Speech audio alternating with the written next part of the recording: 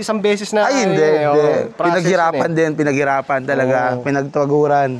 Tapos papalit-palit na pyesa. Oo, papalit-palit. Saka papalit, ilang beses na ako nagkarga actually, boss. Nag-62 ako. Dalawang beses ako nag-63, tapos nag-66 ako. Kay Kim lahat? Hindi. Iba-ibang mekaniko. Yung pero last mo kay Kim, no? Kay Kim lang. Ayun, no? 350,000, sakit, no? Oo. Boss, ako nga pala, may tanong ako. Sa mga gustong mag-build ng ganyang kagandang motor, anong masasuggest mo sa mga kabataan? Bawal iyakin. Aray ko. Hindi kasi, number one, hindi naman biro talaga magkarga.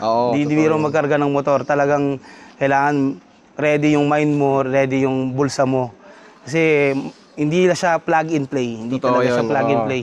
Talagang kailangan laging may kulang, laging may hindi matatapos yun eh. Hindi natatapos. Talagang sinasabi ko dati guys, pag nagkakarga kayo, bawal yung tipirin kasi pag tinipid nyo, pag nasiraan kayo, gagastos na naman. So ibig sabihin, mas malaki pa yung gastos nyo sana, ay mas lumaki pa yung gastos nyo kaysa sa minsanan na gastos na ano, 'di ba, yung hindi nyo tinipid. Tama. So ayun, dapat hindi nyo tipirin. Lalo na alaga nyo eh. Alaga yan. Hindi pwedeng tipirin. Naku po.